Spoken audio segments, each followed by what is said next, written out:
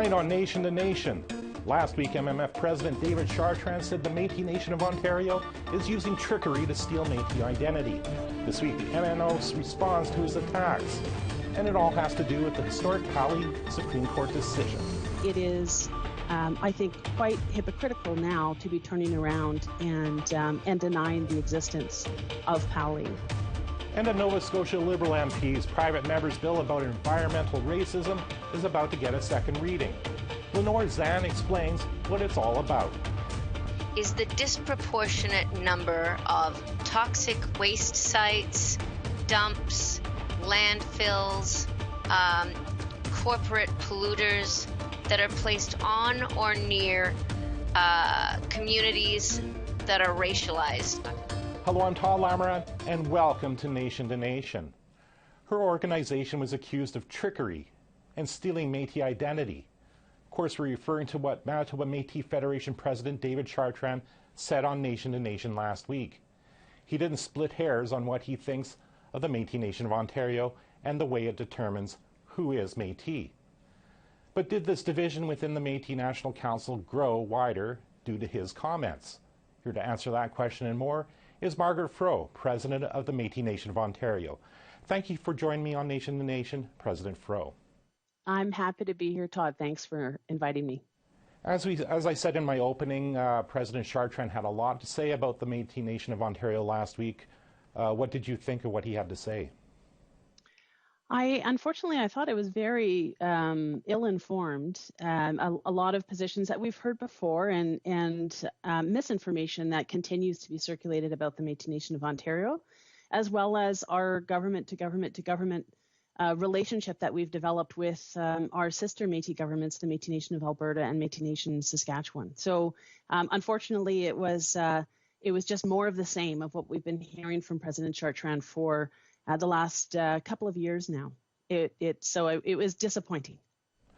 He used the word trickery, as I said before, to describe your use of historic when describing several communities in Ontario, suggesting they're not historic to the Métis Nation, and that you should stop saying that. What do you think of that? I think that this represents a pretty severe about-face in the position that the Métis National Council and David Chartrand himself has taken.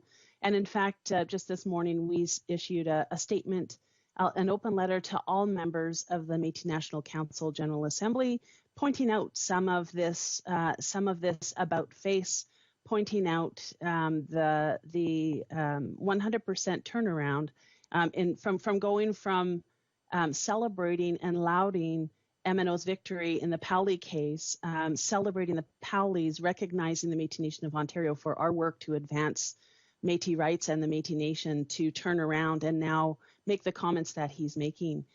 Really is it's a two-faced double-face approach to Ontario and our relationship with the Métis National Council. In fact, he calls out the community you're from and where you're talking to us from, Barrie, Ontario, as not being a Métis community, certainly not one within the historic Métis homeland. I guess, what do you say to him? I mean, what is your argument that Barrie, for example, is a Métis community? So I'm originally from the West. I've been living in Ontario for most of my adult life. And I live in the city of Barrie, which is part of the Georgian Bay traditional Métis territory. And the Georgian Bay community is part and parcel of that same Great Lakes Métis community that was recognized in the unanimous Supreme Court of Canada decision, the first and in fact the only decision that has recognized a Métis community with Section 35 rights under our Constitution, Aboriginal and treaty rights under our Constitution. They're all part of the Great Lakes Métis community. And I would just remind President Chartrand that he, along with other Métis leaders from across the Métis Nation homeland, celebrated that Great Lakes Métis community in the Powley case. And in fact, it is, I think, quite hypocritical now to be turning around and denying the existence of Powley. It is, as I said earlier, it is a 180-degree turnaround. And so I think that's part of the message that we're sending out today with the open statement that we've made to all General Assembly delegates, is to, our people, Métis people, deserve to know the facts.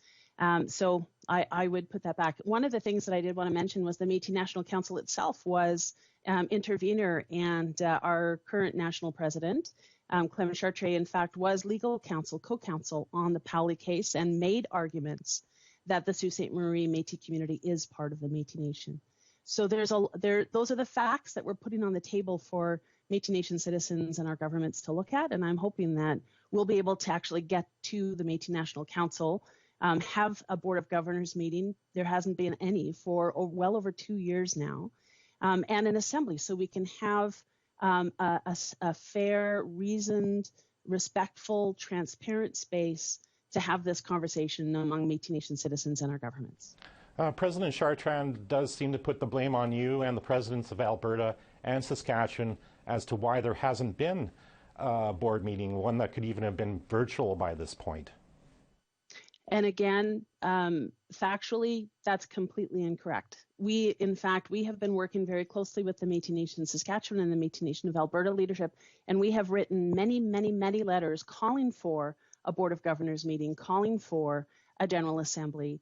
And in fact, it's Mr. Chartrand and Chartier that are taking the position that the Métis Nation of Ontario, one of the 5 governing members, will not be allowed to participate in these things, and none of us recognize that, and we actually want to. We've been calling for the opportunity to meet and calling for reform, frankly, of the Métis National Council, given the lack of transparency and accountability.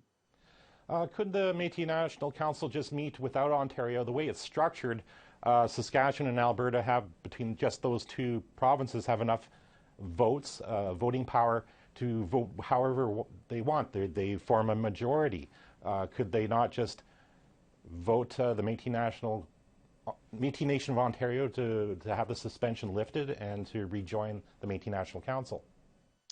I think that's I'm glad that you brought that point up, Todd, because the Métis Nation of Ontario has not been suspended. There was a General Assembly resolution that looked at this, and the General Assembly itself passed the resolution saying, we will put the Métis Nation of Ontario on probation. We want to see the following things happen. And if at the end of a year, those things have not happened, it will be the General Assembly that revisits this matter. That was express direction from the General Assembly of the Métis National Council. And unfortunately, President Chartier and President Chartrand have unilaterally declared that Métis Nation of Ontario is suspended. We do not accept that, nor do the governments of Métis Nation Saskatchewan and Métis Nation of Alberta. And that, I think, is one of the key issues involved here, is that we've got just a few individuals that are basically have taken over the Métis National Council. It is operating without any Board of Governors oversight, without any General Assembly oversight. And in fact, those few players have tried to take the power away from the Assembly and acted against one of the Assembly's resolutions. So it's the Métis Nation of Ontario is one of 5 governing members, one of 5 Métis governments, and together we make up the Métis National Council. And it's time that we get back to the table as the Métis National Council and have this dialogue and debate. Now, of course, I mentioned a couple of times your organization, the Métis Nation of Ontario, Saskatchewan and Alberta, have formed a TriCouncil, which has been characterized by some people as the reason that we're in a crisis right now with the Métis National Council. I mean, what exactly is this TriCouncil? Well, again, a very ill-informed position that's been taken. The TriCouncil, as I mentioned at the beginning of our conversation, are 3 Métis governments coming together, 3 Métis governments that have been recognized as Métis governments by the Government of Canada when we signed in June 2019 our Métis government recognition and self-government agreements, our core self-government agreements. We signed those together in June of 2019. We are the only 3 Métis governments that have been recognized by Canada, and we are working together to advance under those core self-government agreements and to speak to our shared interests and concerns. We haven't formed an alternate organization. We really are an alliance, essentially, of 3 Métis governments that are recognizing each other as governments in order to move forward and get work done. And I think especially right now, given the complete dysfunction of the Métis National Council, for us to have those government-to-government relationships and get work done on behalf of our families and our citizens is so critically important. Ultimately, what happens if these few people, as you say, never recognize the Great Lakes Métis as being part of the Métis homeland? Well, one of the things that we've made very clear in the statement that we made today, we believe that, and we fundamentally believe, this is part of that UN Declaration on the Rights of Indigenous People, that Indigenous peoples have the right to decide who belongs. The Métis Nation has the right to decide who belongs. But it has to be, we have to have a space to have a respectful, fact-based, transparent process through which our Métis citizens and our Métis governments can get together and decide who belongs within the Métis Nation. But one thing I think that is very, very, very important, the Métis Nation of Ontario will always represent and stand up for the Métis communities that we represent and our citizens who connect to the broader Métis Nation. That is never going to change. The Métis Nation of Ontario is never going away. Our geography is the same today as it was in 2003 when that Supreme Court decision came out in Powley, as it was in 1993 when we began that Powley case and worked its way all through the courts. And for the last 20 years, all Métis governments, including organizations like the Metis National Council, have benefited from that work, from that recognition of the Great Lakes Métis, and that will never go away. Regardless of what any individuals at the Metis National Council may say, our Métis communities have rights, and nobody will be able to take those away from them. Okay, President Fro, thank you for taking some time and responding to what President Chartrand had to say last week. My pleasure, Todd, and thank you for covering this story. I look forward to having more conversations with all of you and the public and Canadians about the Métis Nation of Ontario and Métis and what we've contributed to this country. So thank you. Merci. Take care. You as well. Thank you. After the break, I talked to Nova Scotia Liberal MP Lenore Zan and her effort to do something about environmental racism.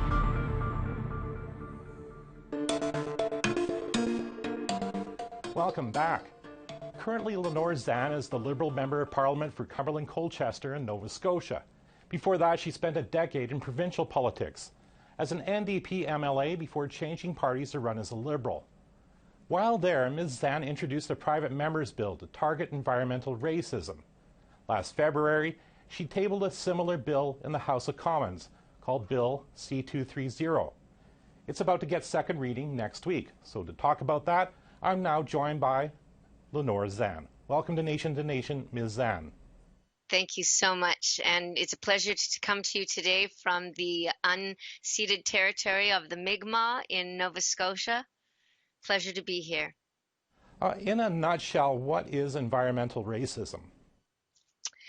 Well, to be honest, environmental racism is the disproportionate number of toxic waste sites, dumps, landfills, corporate polluters that are placed on or near communities that are racialized, either the Black communities or First Nations communities or other racialized communities. And from the studies that have been done by Dr. Ingrid Waldron here at Dalhousie University, she has drawn maps where you can see very clearly that the worst offenders are right beside communities of color or communities of racialized communities, and it's pretty sad to see.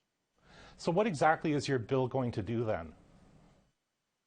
So my bill aims to, first of all, collect the data from across the country to see where these polluters are, and then also talk with the provinces and the municipalities about what plans could be laid to redress the issue, bring back all the information to government, and to make recommendations on what should be done to redress it, but also how to make sure it never happens again. It's a tall order. I imagine so. And I'm just wondering what Mi'kmaq community best exemplifies what your bill is talking about, living close to an environmentally hazardous area. Well, here in Nova Scotia, I would have to say it would be Pictou Landing First Nation. where they had the pulp mill, Northern Pulp Mill, and an effluent that was pouring into Boat Harbor, which was once a pristine picnicking lagoon where thousands of Mi'kmaq came from for thousands of years to meet, gather, picnic, go fishing, get shellfish, things like this. And it was chosen by a company and a government back around 60 years ago to be the container for the effluent for the pulp mill that they were building. And since then, it's all polluted. You know, you can't drink the water, you can't swim, you can't get the fish. In fact, nearby shellfish were found to have leukemia. It stank, and the air was full of emissions, and many people also developed illnesses like cancer. As I said in my intro, you were an NDP MLA for a decade, even running for leadership of the party. After a year, do you still feel at home with the Liberal Party? I mean, after all, it was former Green Party leader Elizabeth May who seconded your bill. To be honest, I've never felt as at home as I am right now. I've been given all kinds of support. In fact, the government is very interested in this bill and has been forthcoming in working with me to give me ideas of how it could be worded. Also how we could improve the bill with some amendments working forward. So the David Suzuki Foundation and Dr. David Suzuki has also endorsed the bill, and they have also given me ideas. And so when the bill hopefully gets past second reading, then it will go to committee. And at that point, we can make amendments. So if there are good amendments that can be made to help, that's where that will take place. But they have been nothing but supportive for me and saying that this is very much in keeping with what they want to do, including with changes to their existing Environmental Protection Act. They want to make it closer to again, human rights, expecting to have clean water and clean air, which I think is great. You say the Liberal Party, you've never felt as at home. I mean, another big issue that's going on in Nova Scotia is the lobster crisis. I mean, how confident are you that the federal Liberals and Fisheries Minister Bernadette Jordan are going to solve this crisis?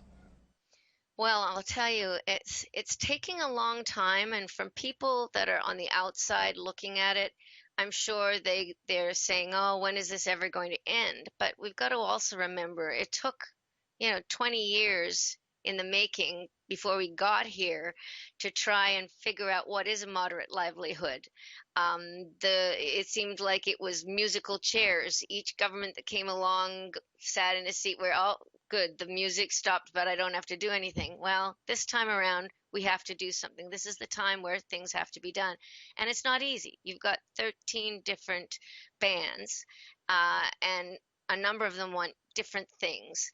You've got the non-native fishers, and many of them, to be honest, are not up to par with what is going on in the 21st century. I find that they are still living in the 1950s, and they don't seem to understand that systemic racism has been a huge problem and is still a huge problem and has held back First Nations people and kept them impoverished, as opposed to letting them shine and letting them be able to move ahead and make money and be profitable just like everybody else.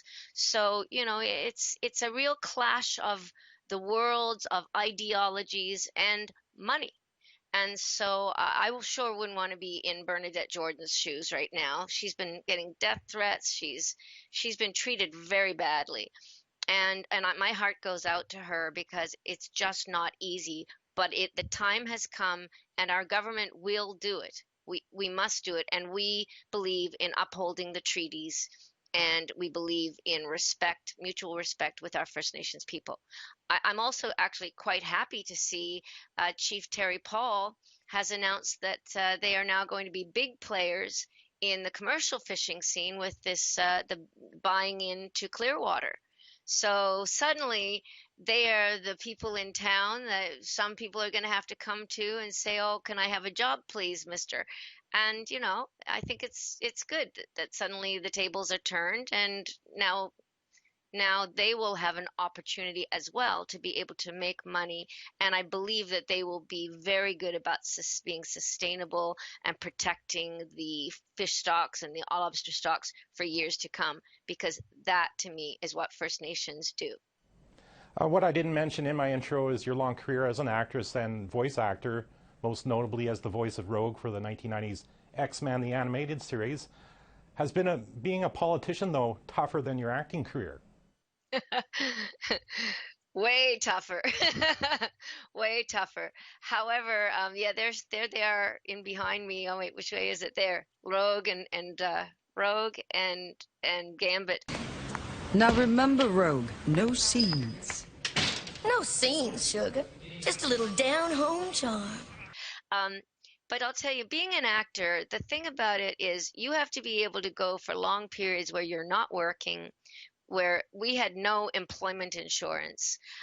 You have to believe in yourself. You have to not take the word of someone else to tell you who you are. So if you do an audition in the morning and an audition in the afternoon and someone says, oh, well, to me, you look too worldly wise and, you just don't look innocent enough for this character. And then a couple of hours later, someone says, oh, well, you just look too young and like you've never been around and you don't know anything and whatever. I'm sorry, but you're not right for this character. And that has happened to me. It can send your head for a spin and make you feel really bad about yourself, but you got to realize beauty is in the eye of the beholder. So you are the person who can define who you are and nobody else. And to be honest, that's the message I like to give to kids when I do go into classes when COVID-19 isn't here, to teach kids that, hey, you all have your own special superpower. You need to have hope about the future. You need to believe in yourself. And let's discover what is that special part about you that nobody else has, that you can give to the world. And I think when kids have that attitude, it really helps them get through life. That's what I'm hearing from a number of the young fans who are watching us do panels now, and a lot of kids with autism and things like that who say, they don't have very many friends, but the X-Men makes them feel like it's okay to be different. This sort of thing is very important to me on a mental basis. It makes me feel whole and like I'm doing a good service to people as well. Okay, well, thanks again for taking some time out and speaking to me. No problem, anytime, sugar. Oh. Okay, thanks. I'll see you later, sugar. Okay, we'll have more after a short break.